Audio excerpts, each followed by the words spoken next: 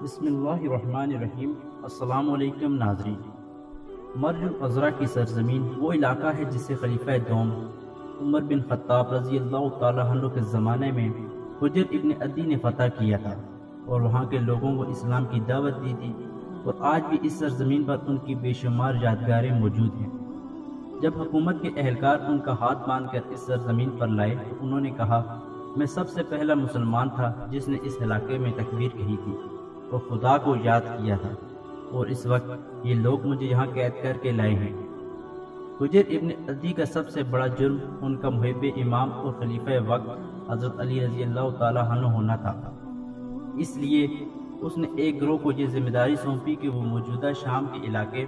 مرج العذرا جائیں اور حجر ابن عدی اور ان کے ساتھیوں کو قتل کر دیں۔ جب وہ سپاہیوں نے انہیں گرفتار کیا تو ان سے کہا، اگر تم لوگ علی سے اظہار برت اور دوری اختیار کرو اور ان کی شان میں گستاخی کرو تو ہم تمہیں آزاد کر دیں گے، اور اگر ایسا نہیں کرو گے تو تمہیں قتل کر دیں گے۔ حجر ابن عدی اور ان کے ساتھیوں نے کہا، نیز تلوار کے مقابلے میں صبر و رضا پر ایمان ہمارے لیے اس چیز سے بہت ہی آسان ہے جس کے بارے میں تم ہمیں دھمکیاں دے رہے ہو۔ خدا اور رسول اور حضرت امام علی علیہ السلام کے دیدار پر ایمان دوزخ میں داخل ہونے سے زیادہ محبوب تر ہے۔ اس وقت حجر ابن عدی نے کہا کہ پیغمبر اسلام صلی اللہ علیہ وآلہ وسلم نے مجھ سے فرمایا تھا، ہے حجر، تم علی کی محبت میں ظلم و بربریت سے قتل کیے جاؤ گے، اور جب تمہارا خون زمین پر گرے گا تو اس کے نیچے سے ایک چشمہ جاری ہوگا جو تمہارے سر کے زخموں کو دھو دے گا۔ اور پھر کے بعد دیگرے حجر ابن عدی کے باوفا ساتھی خون میں غلطاں ہوئے اور انہوں نے شہادت کا جام پی کر اپنی پاکیزہ زندگی کی نقوش کو تاریخ کے دامن میں ہمیشہ کے لیے ثابت کر دیا،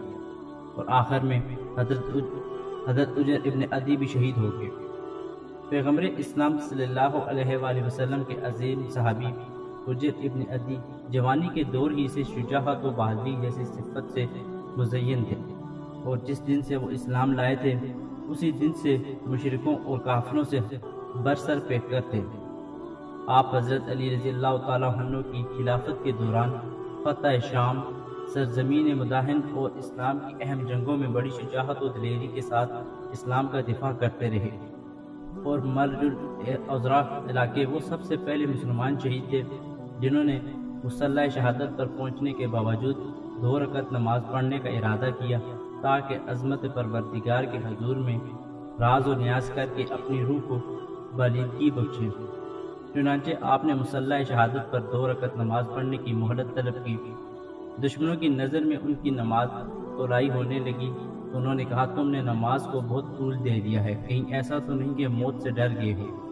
حضرت حجر نے نہایت دلیری سے کہا، یقین کرو کہ میری زندگی کی یہ سب سے کم وقت میں پڑھی جانے والی نماز تھی جو میں نے ابھی پڑھی ہے۔ بالآخر حجر ابن عدی شہادت کے درجے پر فائز ہو گئے اور جہاد کے سنگین بوجھ کو سرحد شہادت یعنی آخری منزل تک پہنچا دیا۔ حجر ابن عدی کو شہید کرنے کے بعد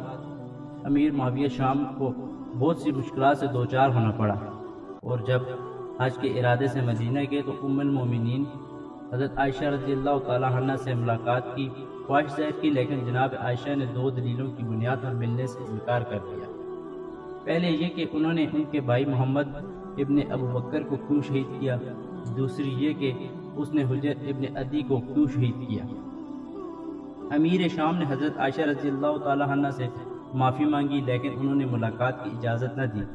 مگر جب اصرار زیادہ بڑھا تو جناب عائشہ سلام اللہ علیہا نے ملاقات کی اجازت دے دی، اور پھر پیغمبر اسلام صلی اللہ علیہ وآلہ وسلم کی یہ حدیث پڑھ کر انہیں سنائی کہ پیغمبر اسلام صلی اللہ علیہ وآلہ وسلم نے فرمایا تھا کہ میں سرزمین مرج العذرا پر ایک گروہ قتل ہوگا جن کے قتل سے پروردگار عالم اور اہل آسمان بہت زیادہ غضبناک ہوں گے۔